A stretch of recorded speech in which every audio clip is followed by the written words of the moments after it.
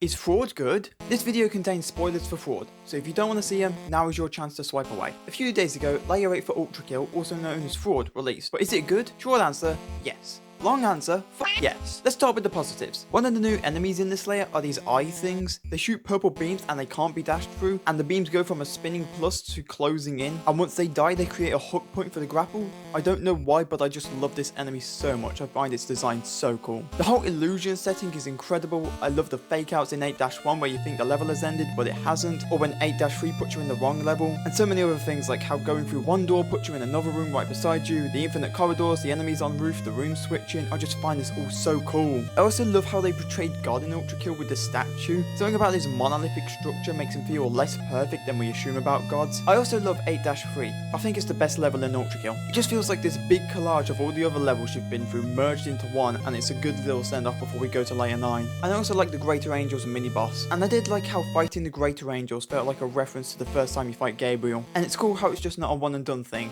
I like how they reappear in the level a couple of times. Now let's talk about the negatives. The biggest one is easily performance. More complex fights would absolutely tank the FPS down to 15ish, which can make the already confusing fights even harder to follow. And I did also find a couple of bugs on my first playthrough. For some reason, standing here in 8-3 in the secret room after getting both skulls causes the entire room to deload, and I also did get stuck on the lava while the room was switching. And the 8-4 boss is just bad in my opinion. I do like the infinite falling and ducking on the lasers, but the main issue I have with it is since you can't get close to it, you can't heal, and the attacks felt like through your screen with projectiles. Good luck. Admittedly, I did beat it on my second try, so maybe if I spent longer fighting it, my opinion might be different. And I want to make it clear that this is my favourite layer in all of Ultra Kill, and I highly recommend you play it. It's just important to mention the good alongside the bad. And now you know.